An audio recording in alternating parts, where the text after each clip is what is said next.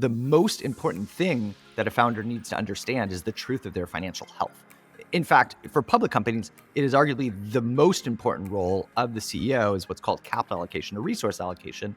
You have two things as your company. You have the time of the people and your time, and you have the money in your bank account. And if you aren't using those two things intentionally, then you are just statistically going to have a worse outcome.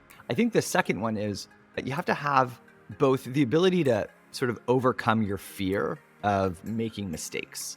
And that's a big influence into why we created Puzzle as well. What is the core architecture? What should that first design be? Whatever. And so my general mindset now, after all this time, is we're going to try 10 things, and 8 are going to be terrible. 9 is going to be confusingly vague and mediocre, and 10 is going to be amazing. So let's get those 8 out of the way as fast as possible so we can get to that 10th as fast as possible. When you shift your mindset to that kind of framework, it overcomes the fear that everybody's going to make mistakes, including you. And so just minimize the time and money that you're making those mistakes to get to that 10th one really, really quickly.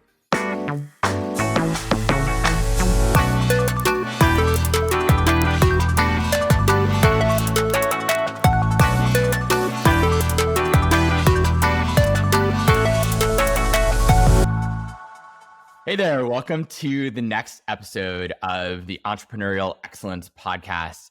I'm very excited to have Sasha Orloff here. He's a CEO and founder of Puzzle. Also someone who I've just been lucky enough to get to know over the past few years and someone really I look up to because of what he's been able to build, the lessons he's learned throughout his tech career, and how he just continues to innovate and build great new companies.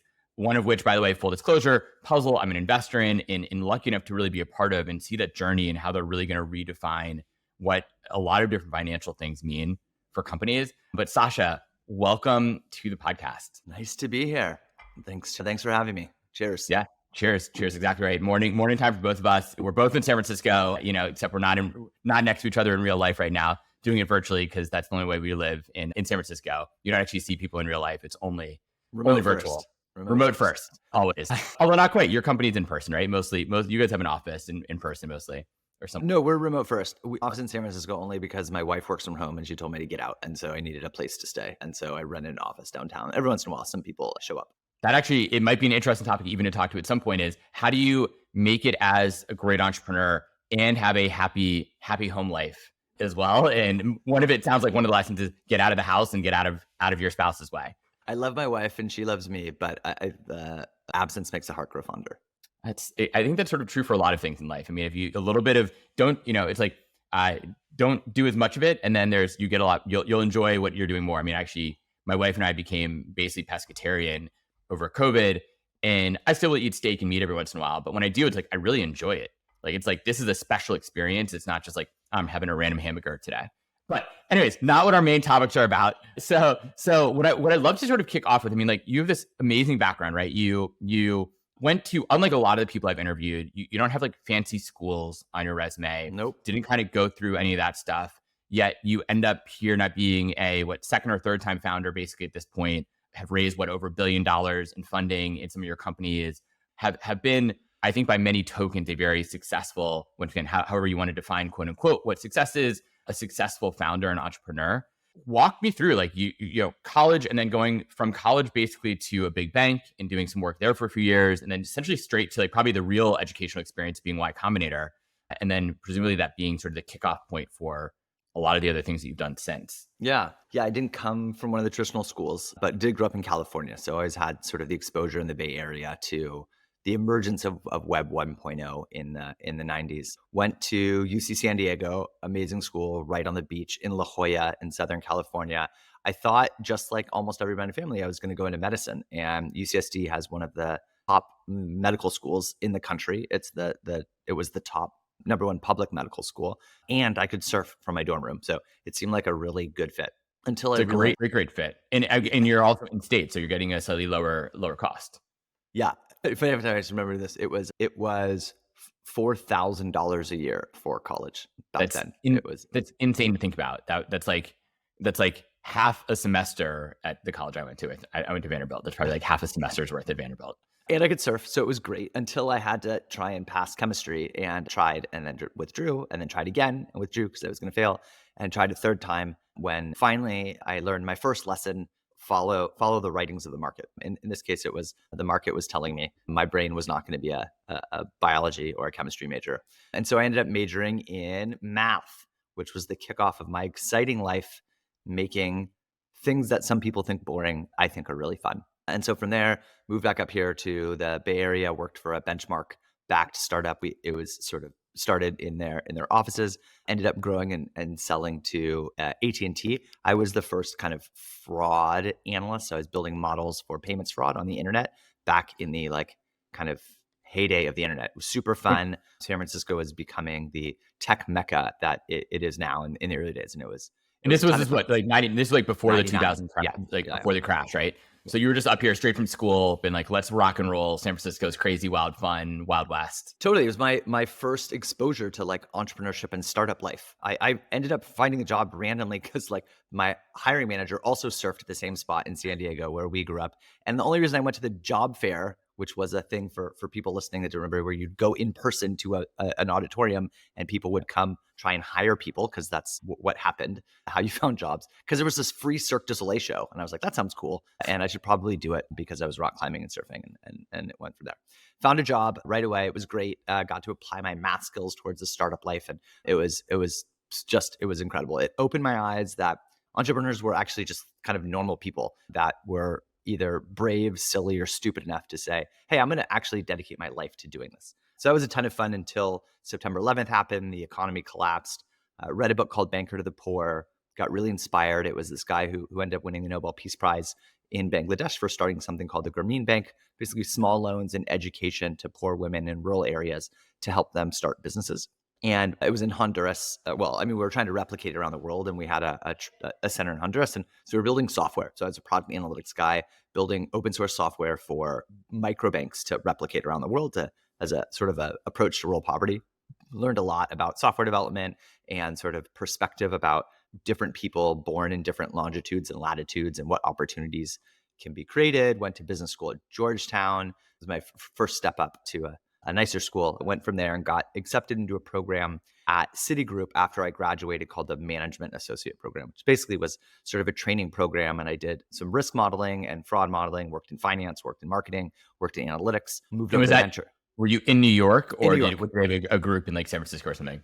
No, it was in New York. Also sort of great exposure to sort of the world of finance around, and very different perspective between DC, New York, and San Francisco and Honduras. So it was a really sort of interesting perspective on life.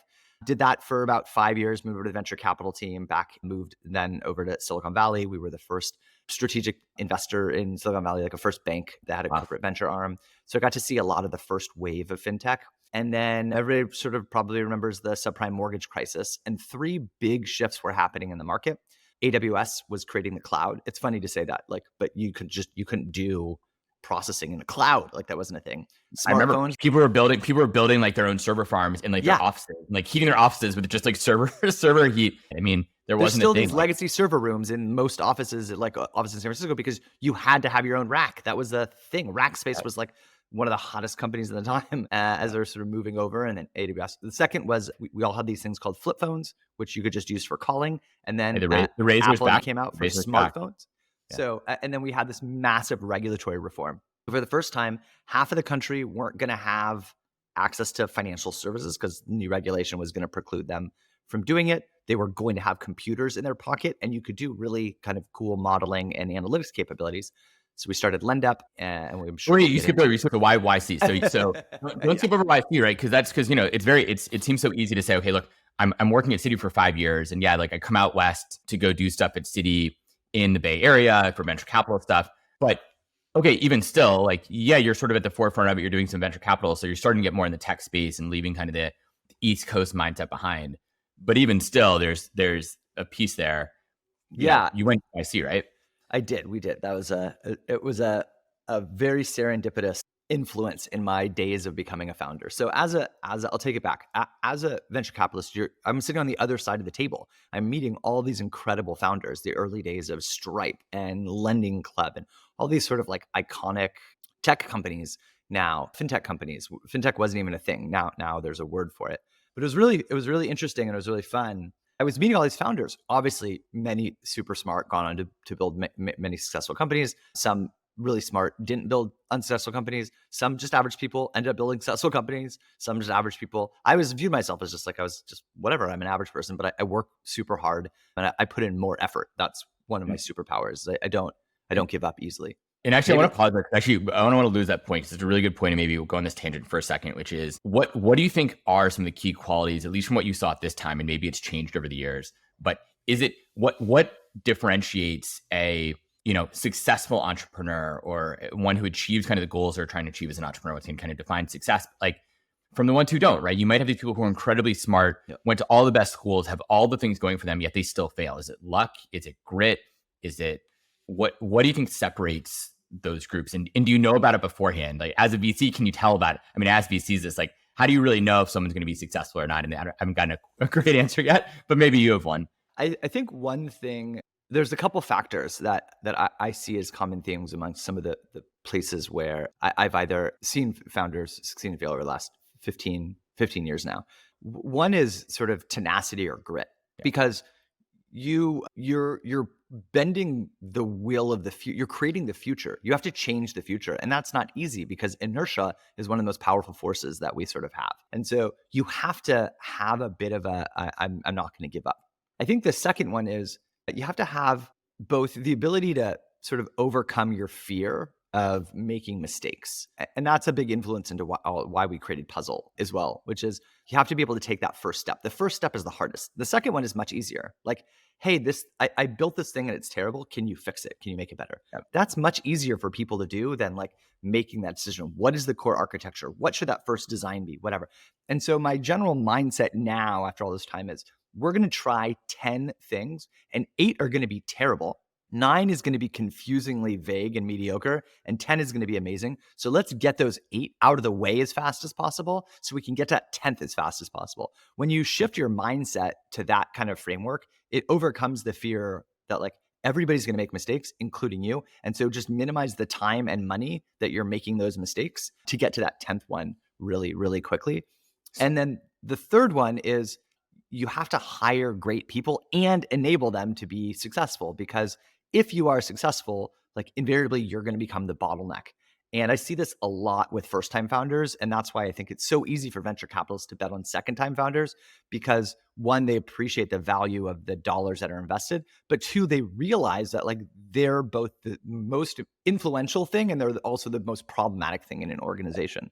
And so those are some of the things I think that have enabled me to be successful, and I've seen other people be successful. When you talk about the sort of quick, you didn't put it quite like this, but the quick iteration cycles within Puzzle or LendUp, how do you enable a team to think through that though the right way, right? Because everybody, if you can do lots, at the point like you're going to do lots of experiments, and 9 out of 10 of them are going to fail. But how small are those bite-sized experiments? Because you can't do big experiments and take too long. There have to be sort of the right. Otherwise, you're taking too long and you're running out of cash. I mean, one of the strengths overused become weaknesses. So one of my strengths is that I'm very logical and rational, but that also hinders me sometimes from being creative or going for some big swings. That's where you have to build a team that isn't like you, but complements you and the places that you're really great. And so I view myself as the dumb idea generator in the company. And that means I need to hire and surround some of the people around my staff that are sort of the 99.99% thinkers, so they can think through all of sort of the edge cases and have a bit of a tempered personality, because I'm ready to like think about a decision and then just like go all in. And it's like, all right, well, let's think about this. Let's think about this. And what are the trade-offs and whatever. The second is, I think just coming from a somewhat of a more technical background is I think in hypotheses, like what are we learning and what's the minimum amount of time to learn? And I think a lot of people dive into solutions really quickly, and I do it as well. So this isn't perfect, but if you can first start off with what is the one thing that we need to learn and what is the one objective, it helps simplify the world of all the things that you can do to the thing you should be doing to test and validate the hypothesis. And so when you combine hypothesis-driven thinking with the inability to feel bad about making mistakes, well, then it's okay because you can just iterate into it. Like, it's not about learning. It's not about getting the hypothesis right. It's about proving or disproving the hypothesis. And so we try and do this at the starting point for every design exercise, every product spec, everything that we're testing is like first the top of the sentence is like the top of the page. What is the thing we're trying to learn? Because you'll inevitably come up with more ideas. You should, and that's okay. But those might or not prove or disprove the hypothesis, and so that helps. Does it also help as an entrepreneur to have essentially a simple, single good idea for the overall company? So what I mean by that in a sense, like, and don't take this wrong with puzzle to me, it is in a sense a very easy, simple idea to explain, right? When you first explain it, when you're first doing your first round, I was like, it makes so much sense if you can pull it off. I mean, that's sort of the big question around your idea. Like, if you can do it, that sounds amazing. But it also is really simplistic in its overall way of describing it. And LendUp, I think, maybe was sort of the same way. Now, obviously, the devil's in the details, and there's so much to build and so much to create. There's so many companies I talk to an entrepreneur sometimes who it sounds so confusing. I'm like, your elevator pitch, I don't understand any of it. And like, that's a problem. And it feels like what you do instead is and once again, no offense, it seemed relatively simplistic in what you're doing. And of course, once again, it's not, and that's how you generate real value. But I think this is, if we go back to the part about Y Combinator, I think this is what I learned in Y Combinator better than almost anywhere else. It's kind of the power of analogy and simplicity. But so I ended up applying to Y Combinator. These like major shifts were happening. I was a venture capitalist. I was looking for a team to bet on. I couldn't find one. I knew the idea. I'd been obsessed with this idea for a year, and I couldn't find the team or the product out there. And so my brother was an engineer in the Valley, and I said, I heard about this thing called Y Combinator. Should we apply for this thing? And I'd never heard of it before. And of course, his reaction was like, how have you never heard of Y Combinator? But I mean, it's like you're a VC in Silicon Valley. Like, you should know this stuff. Yeah. So we ended up applying. Like, I was driving to the airport, and I was going to fly with my wife somewhere. And he was on the way to the airport. I stopped by. We just pulled up my laptop, and we filmed the video, and we applied. And I thought about it, but I didn't really think about it because I was like, well, I've never been a founder. I'm not technical, like from engineering. He is. We got an interview. We got the job. But the first thing they sort of teach you in the interview is like no buzzwords. And I was like, what? I'm an MBA. Like, my job is to add buzzwords in there. That's how we charge more money as a consultant or a value. And they're like very tactically, specifically describe exactly what you're doing. They really nail in on like, what is the specific actual thing that you're doing?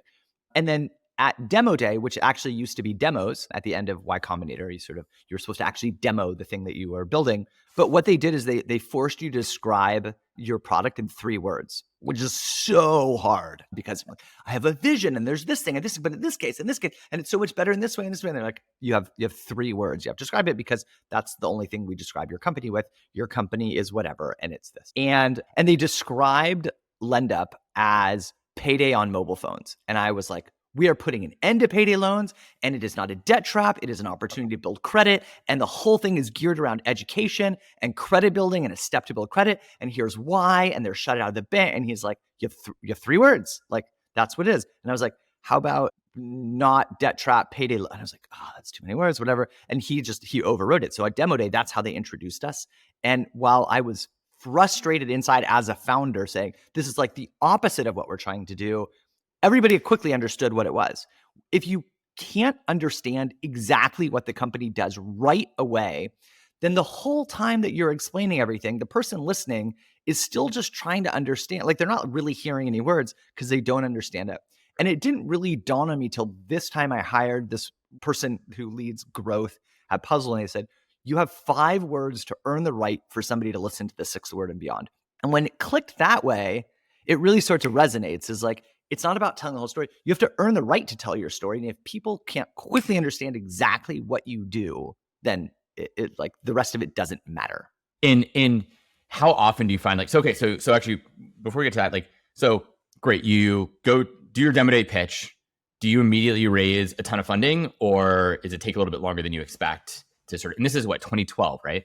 2012. Yeah. There's almost no like pre-seed wasn't a thing. Seed, there weren't very many seed investors. It was like a very few number of angel investors and VC funds. And so as a VC, I went and pitched a bunch of VCs, got laughed out of the room. Funny enough, if we pull this full circle, the company that first funded Puzzle, this company, a decade later, was the very first VC that I pitched 10 years ago.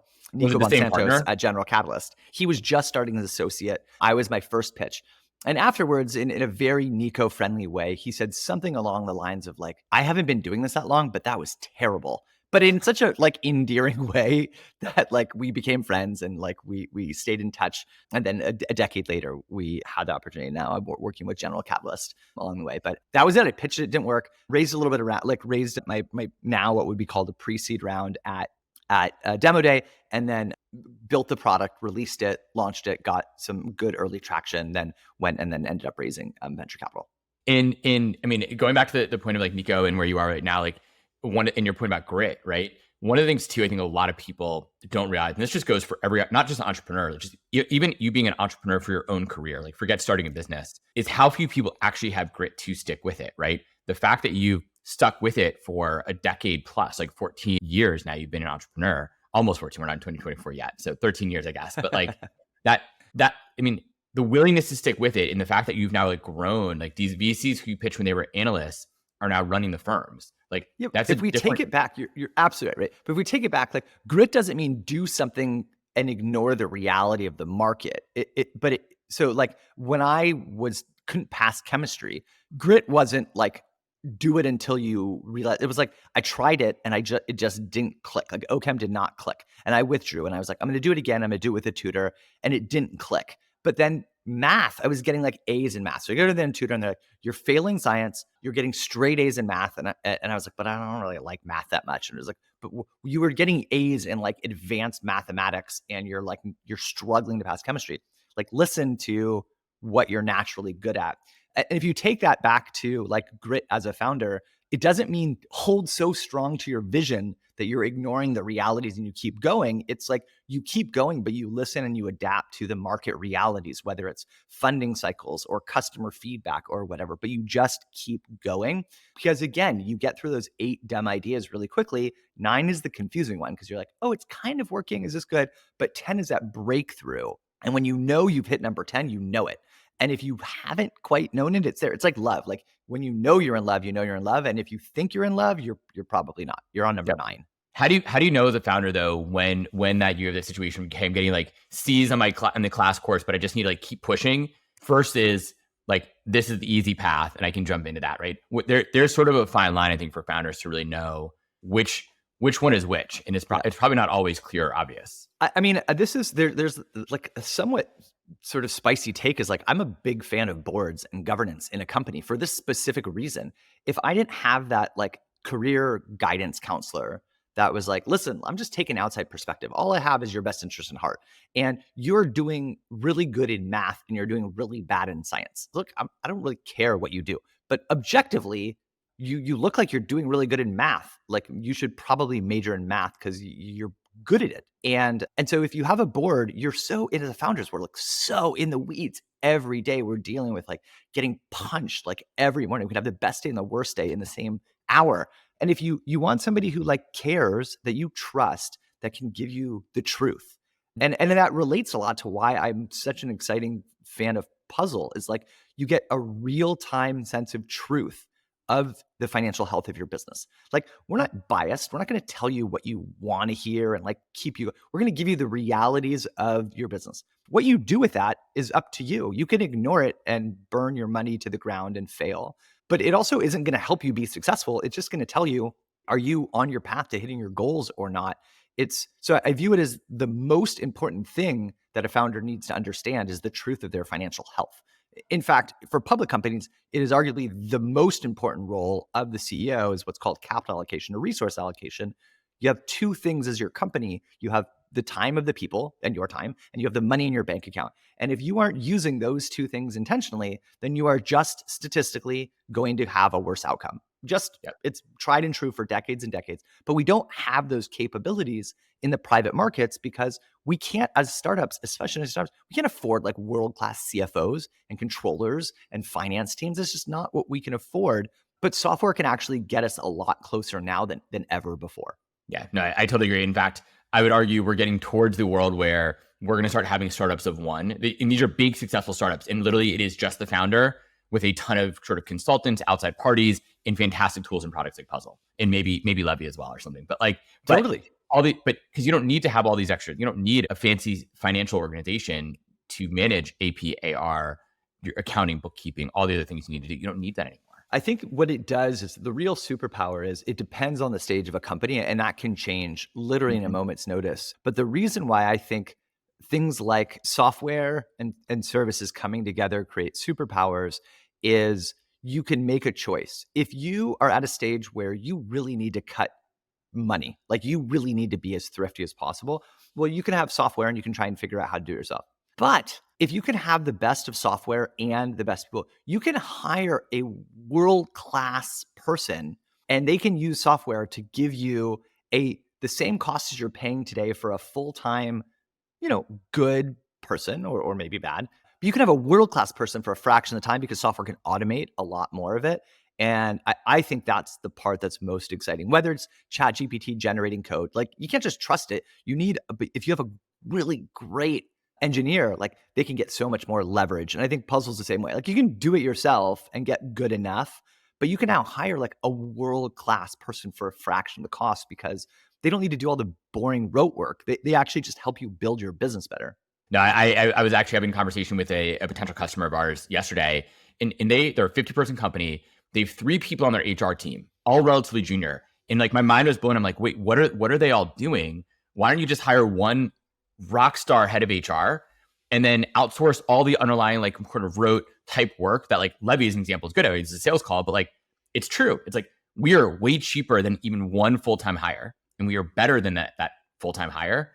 And we know exactly what we're doing, how to do it, how to get it done, how to be efficient and effective. And then spend all the rest of your money on like the best HR person in the world, have the happiest team, low turnover, recruit the best people. That is a much higher ROI than anything else. In the other part, this is back to like, what are some of the superpowers of some of the best founders is they can identify a problem and find a solution faster than everybody else. It's not that other people don't have problems.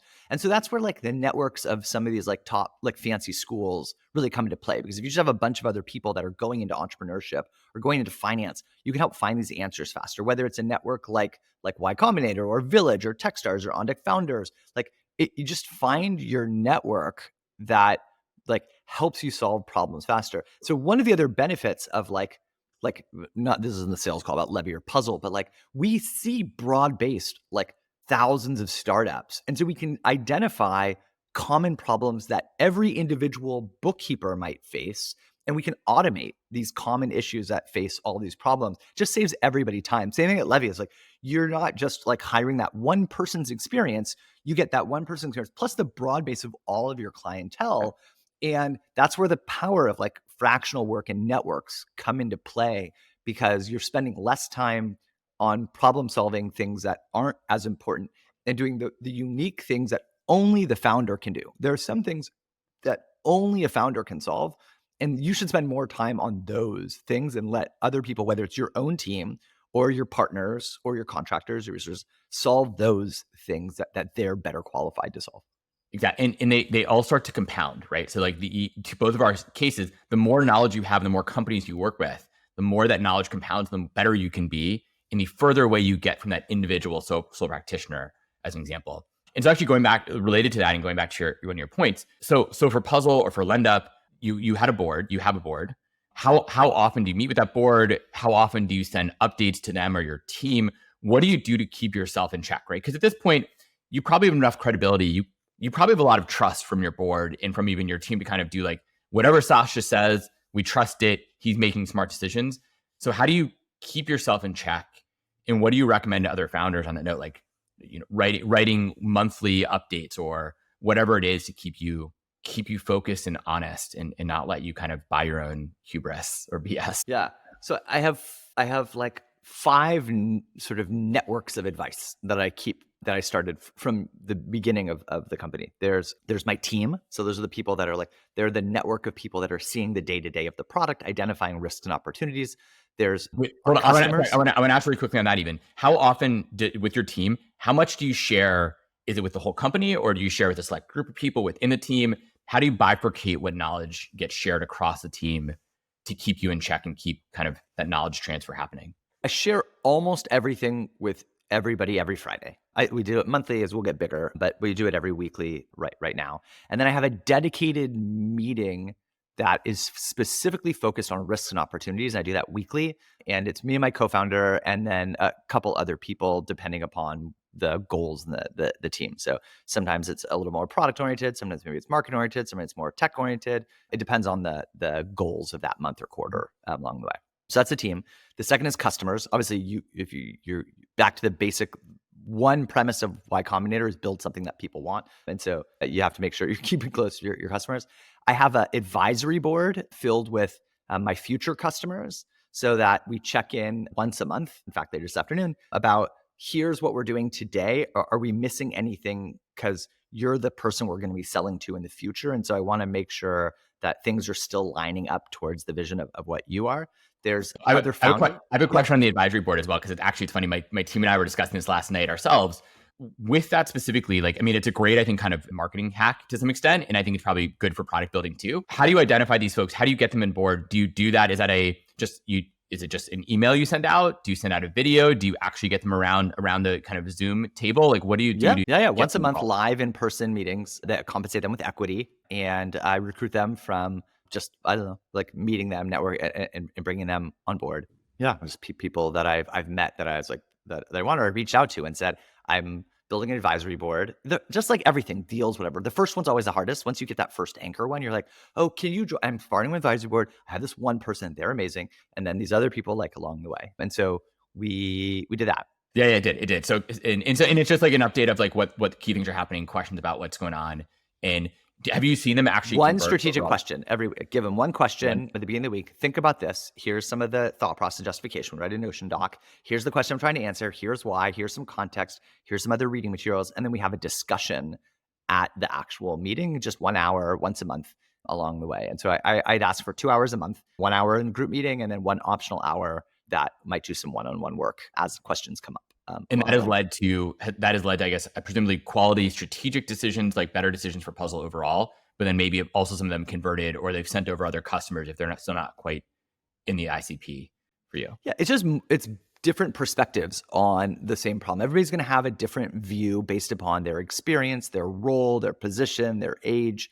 I have my perspective from my background and my view, and they're going to have theirs. And they're also not going to think necessarily about the constraints. They're going to help me make sure that I'm thinking about the problems of the market. And so, or to them as customers. So it's like, I don't ask them questions about our product today because I have customers that are asked about products today. I ask them about, is the stuff we're going to leading to this vision that we set out for the company, and which will be to have you be a future customer. And so they provide and I just ask for unfiltered feedback. Don't hold back. Tell me what I need to hear, not what I want to hear. I just want to seek the truth because I don't want to be going and moving really fast and then end up being like we're in the wrong direction. Moving fast and running into a brick wall is like not very helpful for the sake of moving fast. So that's that. The fourth one and the fifth, the fifth? Oh, the fourth one is founders. So just other founders, accountability network. I did that through like On Deck and Founders, which I thought was a really great sort of like community. And then I found my community within the community. So I do that. And the fifth one is the board. So, investors who have a stake in the future success of the company. And we meet once a quarter and I send updates once a month. And then we have a discussion. So I think usually most investors and board members, so we set up a board early on, even though I didn't need to, because I insisted, because they'll probably defer all the big decisions to you, but just the preparation for the board meeting, that's like probably the most valuable thing. And it's so easy to push off. Like, do I need to go to the gym today? Like, if I just go tomorrow, I skip one day. But if you skip it, then you're just losing the discipline on, I set a goal, intentionality. I have a hypothesis. Here's what I think I can goal. Here's how I think I'm going to do it. What are the risks and opportunities? That in and of itself is like such a valuable exercise. And then saying it out loud to somebody else is like, that's usually half the battle. And board's just like a good excuse to you. Maybe you don't need to. You could just do it with some friends or maybe other colleagues. But I think the preparation of what are we trying to achieve and by when, and did we get there is just really important for what I view as my most important job, which is capital allocation against the strategy. Yeah, no, I certainly for that last one, especially, I mean, I think it's one of the most important things is for founders to be able to write out and talk about what their strategy is and where it's going and how things are moving. I mean, this is something that I do. So we do at Levy, we do a bi-weekly team update, essentially in all hands every 2 weeks. And then we do kind of a roll up of that every quarter. and it's a longer document. It's fully written out. I walk through it with everybody, explain it, ask them to ask questions. And right now for me, it's the team keeping me open and honest about it and where we are. But that activity, I mean, there's so many founders who don't do that. I'm like, wait, if you're not writing any of this stuff down, you're not checking where you are, you've no record of it, but do you really know where you're headed at the same time? If you think about back, like some of us were just born, some people, not that. Some people were just born into founders. Like their first job, they have no concept of like working with other people or the ability to start a company. And that's kind of the reality. But if you ever worked for somebody else, chances are you're there for a reason and you want to do your best job possible while you're there.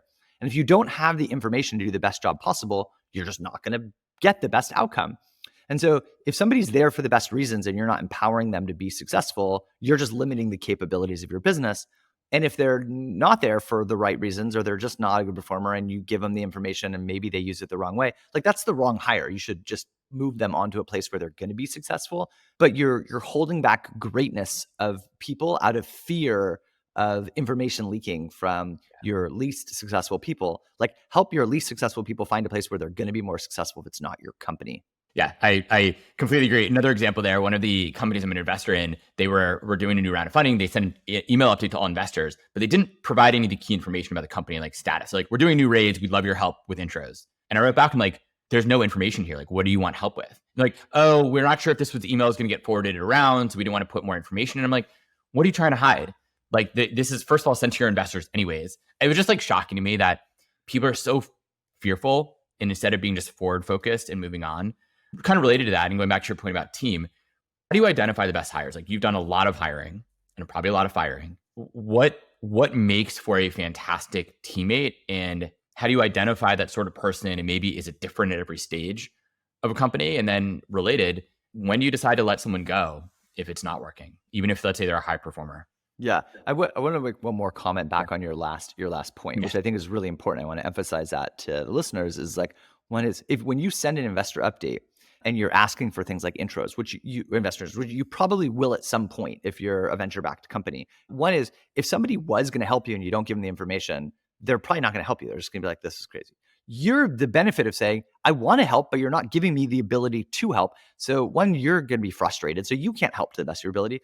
And if you're not going to help, you weren't going to help anyway. Like, not sending information isn't going to help like that. So like, you're just not enabling people to help you or help build the company the right way. Now, and I'm sorry, I'll go on the topic for one more second with you go too, because it was really frustrating to me, because this founder, I then wrote back and said, hey, like, I don't even understand your ask, basically. And then I was like, who are you trying to get intros to? And then she wrote me back and she said, well, here's a list of like 20 firms. Would love to talk to all of them. And I'm like, are you asking all your investors to do this? Like, I'm not going to make cross intros for you. You know, like the best, I don't know if you've seen this for other people, but the best people who ask me for intros will literally create a spreadsheet and ask, okay, I've looked through your link. Here are all the firms I see, all the partners at that firm who I think is perfect for you. I noticed you're connected on LinkedIn. How strong is that connection? Would you be willing to make this intro? And then I just go, yes, no, yes, no, yes, no. And then literally the ones who are really good will then send me a forwardable email that is personalized to that person and say, hey, would love an intro to this person. You know, they'll know I'll forward it on. And then boom, we're good. And this founder, she wrote me a list of just like the firms. I'm like, you want me to put these into a spreadsheet and figure out who I know at these firms? Like, I don't know them all off the top of my head. I don't know people move firms. And guess what? That email sat in my inbox for the past 3 weeks and I haven't touched it. It's not worth my time right now. I think people underestimate how much time it takes to fundraise and how successful it is. You sort of think from your perspective, I'm a founder and I think this person's really going to love this thing. But this person, that one VC at the firm, they're listening to they're reading 50 pitches a day. They're going to take 4 to 5 meetings a day, and they're going to make 1 to 2 investments a year. Well, in the early stage might do more. You know, they might do 10 a year or something like that. Yep. But like, are you one of those 10 by just doing the very bare minimum to do it? You're just not taking it seriously. The most important thing that you're doing, capital strategy, you're just not taking seriously. And it's indicative of like, why would I want to introduce you? You're not taking this seriously. Now I'm going to risk my reputation on you not providing information, not doing your homework, and just thinking like some top tier fund is going to just write you a check at one of their like 10 shots. Are you going to be that world-class founder? No, of course not. Like, right. And then you can't, for this I'm like, I've written off the investment because I'm like, you're not a good founder. Like, I'm not going to help you anymore. And actually it's funny, like at the same time, I have a friend who's doing the same thing. He like needs a new job and he's sending me like, hey, I found this great job. Do you know anyone at this company? I'm like, I don't know, look at my LinkedIn and then tell me if you do. And then write me an email that I can send on to the person. just not doing it. I'm like, dude, this is your career. Like, Yeah, it's your company, your career. you're Like, competing with the like Parker Conrads from Rippling for money. You're not competing like necessarily with your cohort. You're competing with like world-class second-time founders, the Conson brothers, like Yen from Pulley, like Eric from Ramp. These are the other people that you're in competition with. You think they're just like, hey, anybody know this like random person can intro me? I'm not going to give you any information around the. It's like no, like of course not. All right, let's move over to hiring and firing. hiring, yes, because hiring also has its own challenges, but being great at hiring is a key part. Once you get the money, key part to building a good company. Yeah, the hiring and firing is there's no art form, right? I mean, there's no right answer. It depends on so many factors. For us, it depends on your culture. Like there are some cultures that are families, and that is great. Like there's some people who really want that. There's some cultures who are remote. We're a remote first company, and that's different than an in-person company. And then there's different ambitions. So like for us, we're here to win. Like we're going up against some of the most successful businesses of all time that for generations, maybe even lower than the age of the average first-time founder, have been around. They've held the number one position in the market for 25 or 40 years along the way. So we're not here to build a family, and we're here to win. We're here to build the best accounting software that has ever existed. It has to break inertia. It has to empower people to build a better version of their business along the way. And so that is a different culture in a remote first winning, like team winning culture. And we're backed by some of the literally best venture capitalists. They said, if this is under a $10 billion outcome, I deem this as a failure. Like that's a different outcome than somebody that's bootstrapping and going to pay high bonuses, or somebody that is like really focused on profitability. We're here to build an incredibly large, iconic generational company. That's different than other people. That's not a good thing or a bad thing. It's just we need a culture that people can self-operate.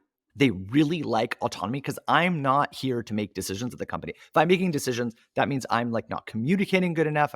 I'm hiring people to make bigger decisions towards our success than they've probably ever made in the other place. That's a scary thing. That's not for everybody. Most people don't like accountability. They like being told specifically what to do and how to do it.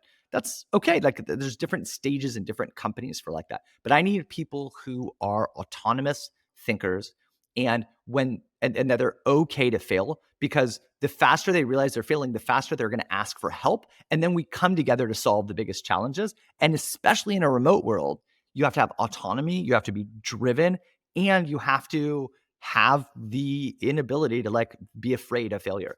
Those are the three things that like we kind of look for, because that's what makes you successful here. The worst thing is setting the wrong expectation and then hiring somebody and they're a good person. Like very few times are people nefariously trying to defraud and take down your company. There's just better things to do with their life.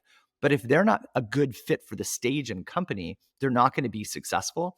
And your job is to help make sure they have the things to be successful. And if they're not able to be successful, to not surprise them, to work with them on a plan to be successful. And if they can't or they don't want to, that's also okay. They can go to another place, and you should help them and give them references, because you've tried your best, they've tried their best. It just wasn't the right fit stage culture, and that's okay. Find them a place where they're able to be successful. How do you identify that it's got into a point with the person where you're like, hey, like this just isn't a fit anymore? So just you've worked with them a bunch, try to help them understand the autonomy they need to have, and you're just like, hey, this just isn't quite fitting anymore, or they're just not producing at the level they're expected. Because those are hard decisions, because a lot of hard discussions to have, right? A lot of people, we all, understandably, myself certainly included, and you probably too, have a higher impression of ourselves than maybe others might. We think we're great at what we do. Yeah. One, I think that like it's like you have to have a measurable outcome that people can see whether they're progressing towards that. So they have to know whether they're tracking, so you can make it like objective. Like, hey, I need you to be better at this. Like that's not helpful for other people.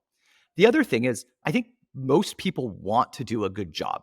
And if you don't think they're doing a good job, it's either because they are and you don't know it, they have roadblocks and you're not creating a culture that enables them to ask for help or support, or they're just not in the right role. They could be at the right company, but not the right role. You might not have set them up for success. Some engineers are great at ICs. If you don't give them a path to continue to make more money and have a bigger impact as an IC, and you just say, okay, well, as you get to a certain level, then you have to become a manager. Well, that's a very different personality and skill set. Not everybody might want to do that. Similarly, like really good creative marketing people might be good at managing, but they might also just be like good at creating people. You got to give them a path to continue to make more equity and more money doing the thing that they're good at and they're motivated by.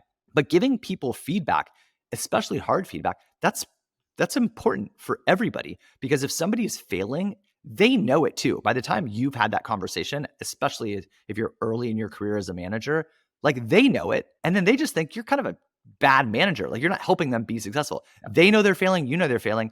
And the thing that you're afraid to do is like acknowledge that and help them be successful. So if you view yourself not as like a judge, but as the enabler and the unblocker of letting people be successful, then by the time you're giving them fast feedback, hey, you're usually doing this really well. Something has changed. Well, yeah, like my thing just happened in my personal life.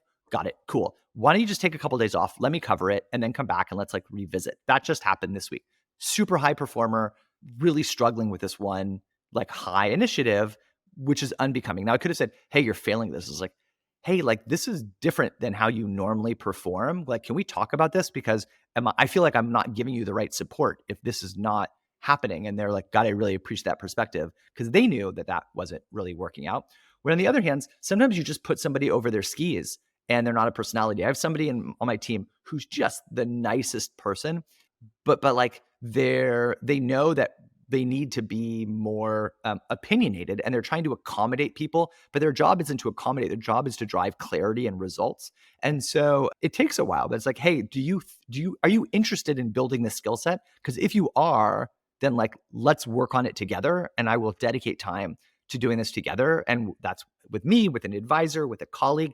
Sometimes it's just telling your colleagues like, hey, I need to get better at this. Can you help me be successful at this thing? And sometimes it's like not a good fit. Like if you're taking someone who's a really good individual entrepreneur and they have very low EQ and you're making them be their manager, like you're creating a situation which they're not going to be successful. And so addressing it faster, addressing it transparently, and addressing it from the point of view of, hey, are you ready to hear feedback? And I really want to work on this with you. I think that helps. It doesn't always work, but at least it helps. The longer you drag on, the harder it gets. How do you totally agree? I mean, the longer it drags on, you got to like either clean it up, or we had a similar situation with us where it had some hard conversations and the person actually was like, hey, look, I want to work really hard to make this better. I'm committed to figuring this out. I was like, because it probably wouldn't have gone in a good direction had that not occurred. And that was obvious. Like it was sort of obvious to this person and to me that it wasn't going great. And so we're like, we need to figure something out because this cannot continue. How do you think having a conversation about, hey, I'm here to try and help you build this skill set to be more successful is a hard conversation? Wait till you're firing them and you're taking away their like salary and their livelihood and the stress. That's harder for both people. Way, way worse. Like It's much easier to say, I want to have a constructive thing. Like, am I missing something? Give me the perspective. This is what I think is here to help you be successful. I'm here to help support you. That's way better than, by the way, you don't have any money, especially if you're in a high expensive city, like a high rent city like San Francisco. Losing your cash flow, that sucks. What is your opinion on the sort of the mantra of like hire slow, fire fast? Like when does that work? Because I think sometimes the reason I bring it up to some extent is I think sometimes sort of what you're saying maybe is you can sometimes fire too fast, right? If someone's a good person, right? As long as they're not cancerous and making the company worse overall, but maybe they're going through something bad or they haven't quite figured it out. Maybe they don't have the right support. What is that fine line between, look, it's just not working. I need to move on. I don't have time to give you the support you need, or you're just never going to get there, or give them that time because like turnover's tough. Turnover's hard in the company. It's hard on everyone else around them. People don't have the whole context ever for why someone's getting fired. What's your thoughts on that? Yeah, I've hired and fired over 1,000 people probably over the course of my time, or people have quit. Maybe I haven't fired 1,000. I've fired a few actually, but more. Okay. I think that like there's one caveat. I'm more of a hire fast, fire fast, but there's one really, really important caveat, which is before you hire a person, figure out what is the thing that you need them to do. Like what is the top 3 skill sets that the company needs that you're hiring for this role for? Write it down. vet it with all of the other people that are going to be working with this person and make sure those are the top 3 things. And then create a good job description. I'm not great at this all the time, but sometimes you're like, God, we're not growing fast. Let's hire a marketing person. Well, like, what kind of marketing person? And like, what is the thing that they need? Then in the interview process, make sure that you are asking, what do you need to be successful? So here's the problem. Here are the 3 things that we think are the most important. Do you agree or disagree? Maybe you're wrong, like update and edit it and tweak it. But what do you need to be successful? And it says, I don't need anything to be successful. I need budget to do these 3 things, or I need these people. Like, you have an assessment about whether they're a good fit. They're scrappy enough maybe at the stage, or they have what they need. They're thinking about what it takes to be successful. And can you deliver? Like, if you have what you need and you can't deliver what they need to be successful, well, like, that's not going to lead to a fun conversation. And the same thing, if they're not good at the thing that you need them to be good at, and they're either not aware or not able to learn and say, well, listen, you rock these 2 things. This one I'm like concerned about. And they're like, well, here's the plan. Here's how I'm going to get better at this thing. Cool. Like, go for it. But it hire fast once you know that they're a good fit for the job role. And if they're not being successful, I sort of generally, it's like 3 things. I recognize the problem and I bring it up with the person. They clarify that I'm wrong, which is a lot of the case, or we go to plan. Happens again. We put together a documented plan right away. This is the thing that's not working. We talked about this before. I'm putting it in writing now. It's really clear. We're going to evaluate this in 30 days. At the end of 30 days, if it's a measurable, objective thing, we all know whether they were successful or not. So it's not a surprise at those 30 days, whether they're like going to need to move on to another role or whether they're successful and you just weren't enabling them the right way. So it's usually no more than a 45-day window. And you just have to, but you have to be comfortable having that conversation like right away and acknowledge that you could be wrong because something could happen in their personal life, something could happen on their team, something could happen in the business. Like they might not be able to be successful. So how do you going back to the hiring part, right? So in a sense, presumably hiring is a critical part of firing because you hopefully hire so well that you do less firing. Are there tips and tricks that you found, key things like hire the right people, obviously that fit the criteria you're looking for? What is your process? How does that work? How many people interview in the process? Do you interview every single person at all of your companies, or when does that stop? How do you manage that? Some people are really good at different stages, and that's also okay. Like if you're in a fast growing company, for example, like you're a venture backed company and you're growing pretty quickly, there's some people who really love the like ambiguity. They don't like process. They're like really, really independent, scrappy. And as soon as you start introducing process, which you have to do because you have to standardize a way of doing things so that you can continue to maintain velocity, they don't like that. That's also totally okay. Some companies go from like formation of product market fit in months, some in like years, some never.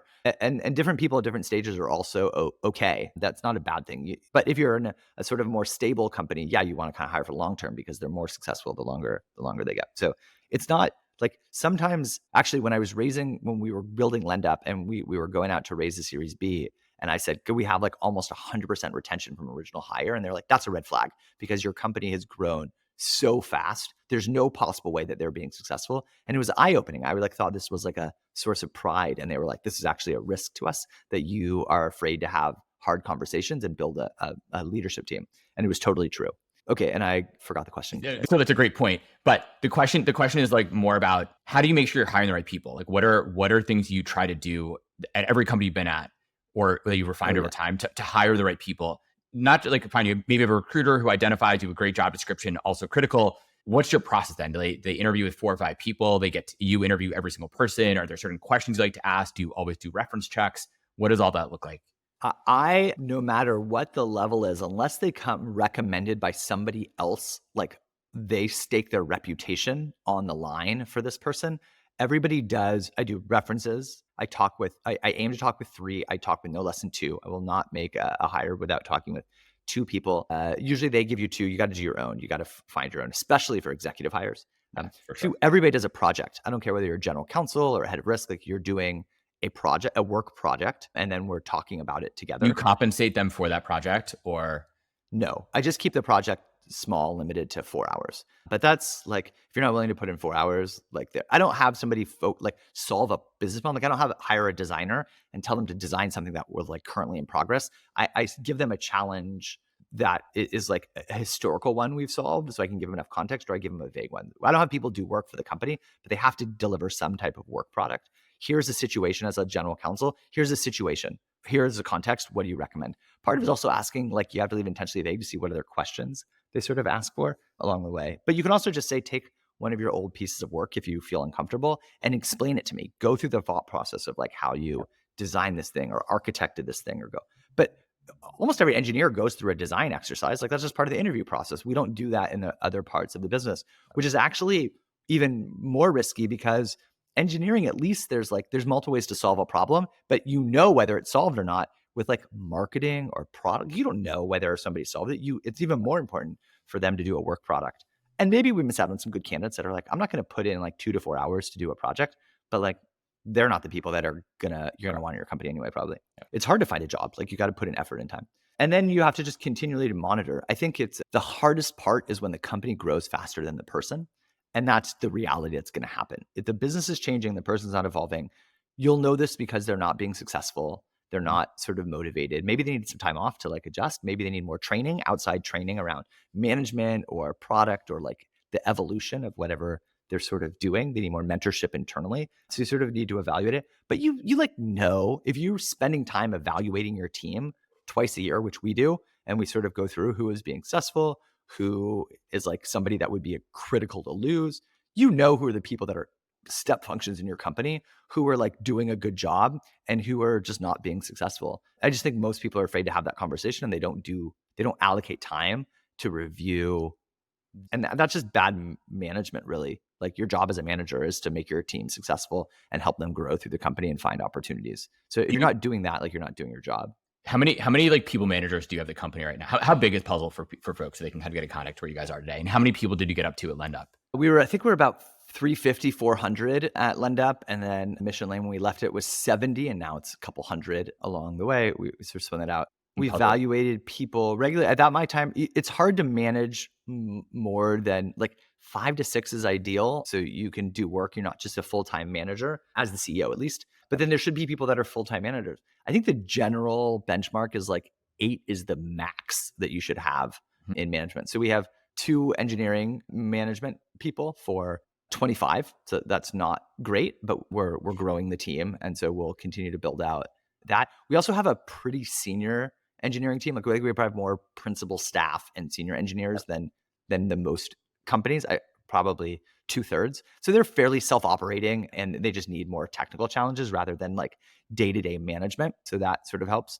And then we kind of have one person each of the other functions for now. We're building that out now. And I would say, I tend to like want to hire more senior people because it just makes it easier on the load of like they're able to self-operate.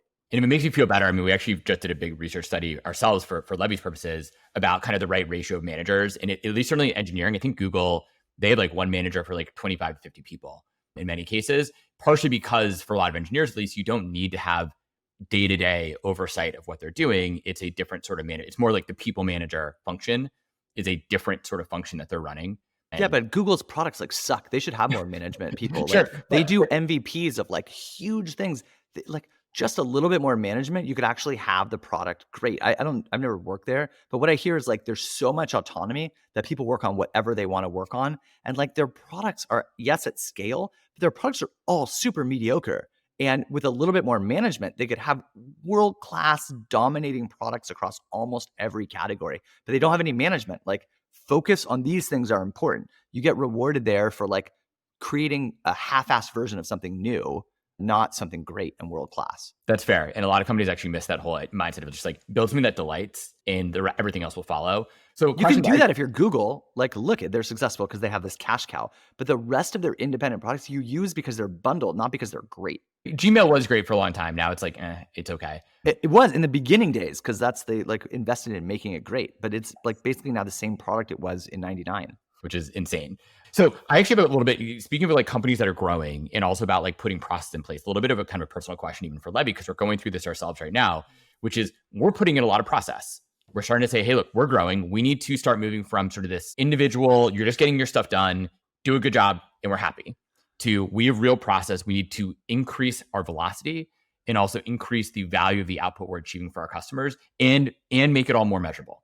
So we're putting a lot of process in place. We get pushback from the team because they're like, I've always done it this way and it's been great. Why should I change? How do you deal with that sort of step function? And for folks listening, like Levy's about 27 people right now. So we're at this stage where we're a different company we were than we were 7 people, which was not only a year ago, which is great for us, but it's a step change for us in process. Yeah. Process is such a loaded emotional word because I used to say time, process. Process the worst. I hate it. No company. I love process. I used to be the opposite. Now I love process a lot more, but it's taken a long time for me to mature into that mindset. Yeah, because there's so many memes and everybody's worked in a big dumb company where they can't be successful because of some process got in the way. Bureaucracy in our government is like the ultimate, like process gets in the way, especially in San Francisco. We can't build housing because of process. It's insane. Oh my God, it's so crazy. But in a company, like process is, if we think about it as like standardization of expectation settings, like that's great. If I tell you as you're my direct report and I say, go do this like go make it better.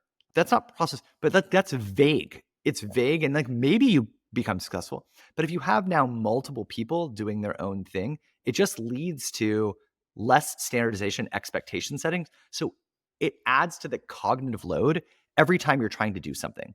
So if we say, hey, we should do a code review before we push out code, that is process. But it's process because the objective is we want to push out something that is not going to break later, that we have to waste a bunch of time doing later, or is going to impact our customers and they're going to be unhappy. So that process is to ensure that the things that we ship are good. Process might be, hey, before you put something on a shelf, put a price there. Okay, well, there's a process, but otherwise you're going to have customers being like, hey, this seems cool. What is the cost? Like that's a bad use of your salespeople's time in your store because they don't know what the price of something is. That's technically process, but it's standardization. So what are you driving process for? So for example, in the early days as the CEO, I'm more of a product-minded CEO. I said, here are the 3 things that I want to be involved in when we are making decisions. I'm the decision maker. Everything else is in your domain.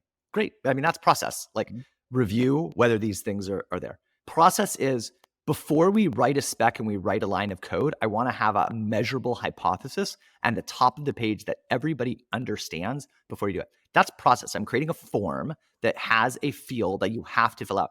But if you don't, then you're going to spend a bunch of time debating stuff that isn't trying to hit your objective, that isn't going to be successful in what we're doing.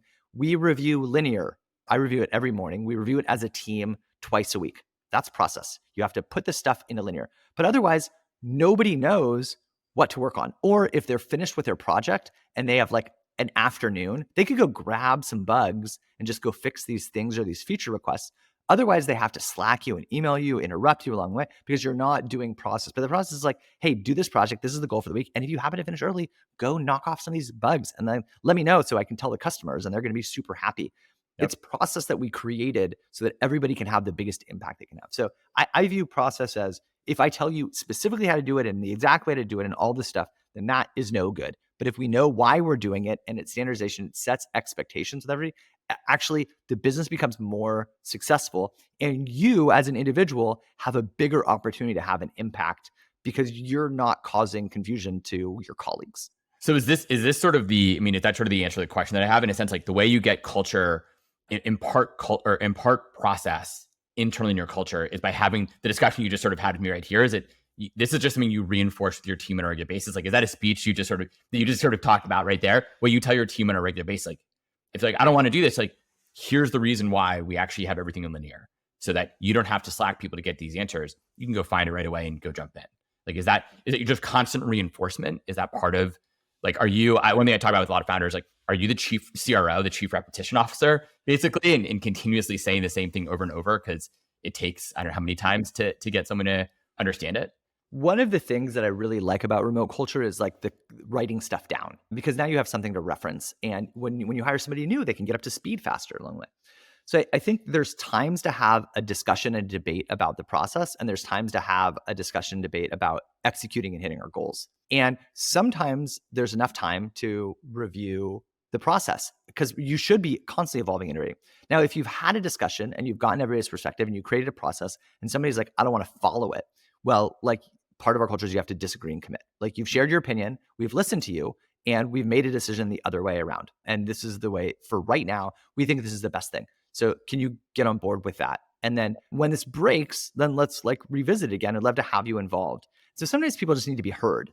If they've been heard and we've decided collectively, because nobody's ever going to unanimously going to agree on everything when you have a group setting, that that's the right decision for this point in time, and it's not set in stone, it's just right now, then that's what we do. And you just got to get on with it. You're not going to make every decision. I'm not going to make every decision. We just agree this is the best solution for right now, and we'll revisit it in the future when it breaks. If they're just like, I can't disagree and commit, well, like that's a whole personality disorder, like personality issue. They're holding themselves back, and you're going to spend a bunch of your time trying to get them to come along. They're just not going to be successful at your company. That's probably just a stage thing. It's not that they're a bad person. They just can't get over them needing to be right. If they need to be heard, that's great. You have a manager, you should hear them. If they need to be like, I can only do it this way at the detriment of the company, even though we've all agreed this is the best way, then like they're not going to be successful, because then when they need something and they're like, I want to decide, here's how we're going to run this thing, then their colleagues aren't going to be there. You got to be a team player. This isn't your company. You're part of a company, and this is how we're doing things right now. And if you aren't on board with that, you like literally can't get over, we're going to do it this way right now because we all think it's the best way and you disagree, but like time to move on. Yep. That's where it's like, I don't have time to invest in continuing to get you to like want to be successful. This is how we're going to have the biggest impact on the company. If that's not your core motivation, then again, we're here to build a winning team, not a team of like individual people. How much time are you willing to spend with people to get to that point? So in other words, like we went through a similar process ourselves where we made some internal changes that were kind of tough in some ways, but very much, I believe, for the right decision for where the company's going in the future.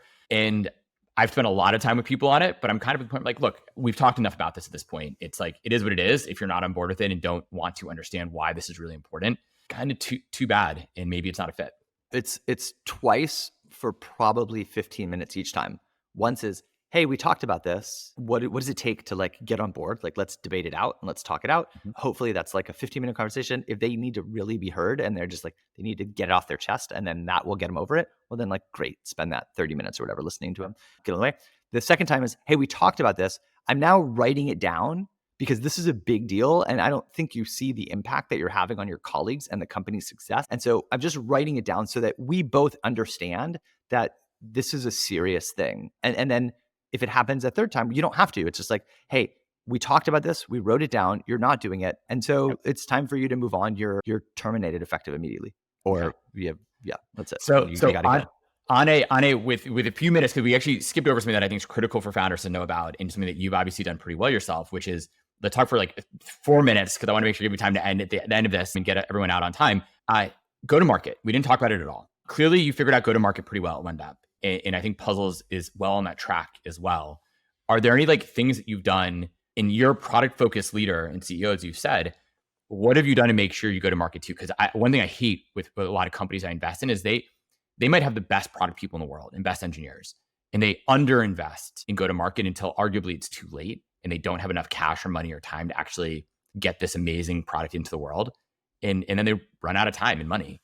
What have you done differently, or how do you think about go to market differently than maybe other founders? I view my most important responsible job is the capital and resource allocation of a company. And that means I have this much time, I have this much money, and I need to accomplish something by this amount of time. And then I review it with my advisory board, with my actual board. If you don't have one, with friends or colleagues, with the team, we set a goal and we say, all right, here are the milestones like that you need to achieve, that any company needs to achieve in order to hit the next milestone. It's not always black and white. There's vagaries. Sometimes you can raise money if you have $1 million ARR is the right milestone and you're at 750, but you're trending towards $1 million. Or sometimes a millionaire and you had 2 million, in which case, right, great. That's whatever your sort of goals. But you have to have a certain set of intentionality around what you're doing with your time and your people. So I just view that as that's my number one job. There's nothing else more important than doing that. Now there's subparts of that. You have to have the right team and you have to set them up for success. And you have to write capital and you have to write goals. But generally that's the thing. Before I started Puzzle, I spent 6 months defining and battle testing my go-to-market. So I didn't start writing one line of code until we had a hypothesis on our go-to-market. And then we learned and we experiment along the way. Again, 10 things. Try 10 things, really small, and then pick the one that seems to be the most promising, and then champion challenge that and try 10 new things and then figure it out. Then you have your 3 go-to-market approaches, your 3 go-to-market channels and positioning. And then you lean into the things that are working listen to your market feedback, listen to your customer feedback, and you go from there. It's a similar thing. First-time founders do product, second-time founders do distribution. I'm a product-minded founder, but I am very focused on how do I believe we have the best product in the market. It is way better than QuickBooks for every founder. And so now I want to get into the hands of every founder. And so let me reiterate that point that you just made, because I think it's so critical. You spent 6 months before writing code, battle testing your go-to-market plan. Like that's insane, right? I don't think most founders think about that at all. They build a product first. They do all these other things. In what did that even look like? Had you raised money yet? Was it just like you're just out there, you're talking to everyone you know in the market and be like, hey, here's my pitch for fundraising. Here's my pitch for the product. Would you use this? And was that what it would look like? Yeah. And that actually helps you raise money faster. Now, I'm a second-time founder. I built a unicorn and we raised a bunch of money. So I sort of knew, I had confidence that I could raise money when it was time.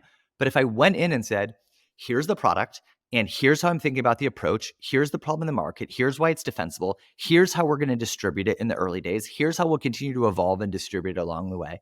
Like, it's not like investors are like, wow, it's such a waste of time. They're like, oh my God, this person is actually thinking about how to build a real business. Remember, investors aren't people giving you money to build whatever the hell you want to. Investors are people that are giving you money because they want to make more later. It's an investment. It's not a donation. And so they're investing. By the way, you are selling your company. You're selling your net worth, like a big part of your net worth, to somebody else. And the point in which you're selling it, hopefully, is the like most expensive it is to you. It's like that's the part you want to bear the least of. So the more that you can understand the risks and opportunities, especially around people, like the number of people times how much they're paying you is your revenue. And so you want to have a sense that you're going to do that. Again, this is for a venture-backed company. If you're building a cash flow business, that's different. Also totally great. But you should also know, like, just because I build hot sauce store in downtown San Francisco, like, does anybody else care? I care because I love hot sauce. I love it. I would buy it a ton. I love tasting different hot sauce. That might not be a business. It might just be a hobby. Yep. No, well said. And once again, I mean, for these founders out there, they like figuring that out and being good at another sort of pet peeve of mine is like the ability to tell stories and the ability to tell stories, because that's in some ways, I think what founders are all about and good entrepreneurs. It's you can tell a story to yourself because you got to buy into the fact you're building something no one else has done. So you have to be a little crazy that you can go up against QuickBooks. Like that has to be a little bit insane. Like I can make myself believe that this is actually possible. You tell stories to your team and convince them to join you on this crazy journey. You tell stories to your customers about why they should use your product that is in beta, broken, bug-filled. You need to tell stories to your investors. And the ability to do that and repeat it over and over and over again is what I think one of the key things that leads to great founders. But that's me. I'm here to talk about you. So to end it on that point, what is your one key piece of advice? I ask every single person we do this with, what is your one key piece of advice? If people could leave people with something, what is that one thing? Like, if you want to be a great entrepreneur, you should be great at X or do X or Y fantastically. Be intentional. The thing that I see repeatedly is people think they're moving really fast and they're moving really fast into a brick wall. They're like, oh, I cranked out this shitty piece of code really fast. Or I wrote a terrible document, real blog post really fast along the way. Like you feel like in that moment you're going really fast. You're actually just wasting your time. So I think we get more lives, but we definitely get this life. And so be intentional about what you do in this life, just in case there isn't another one. I totally agree. I love that. And Sasha, how can people find you if they want to get in touch? I'm on Twitter. I'm on LinkedIn. My email address is sasha@puzzle.io. If you are using our product, there's like a feedback form, like basically on every page. I see all of that as well. I love unfiltered feedback. There should be plenty of ways between email, LinkedIn, Twitter, and puzzle.io to get a hold of me. Thank you so much for joining. It was a pleasure. I learned a bunch of things. I was like, I'm going to take some notes. Like I have my Slack open here. I'm like, oh man, I need to add this in, tell the team this. Super helpful for me as an entrepreneur and hopefully helpful for everyone else. So seriously, thank you so much. I really appreciate your time. All of our time is precious and having you on the show is appreciated. Yes, everybody listening, go build something great. Yes, for sure.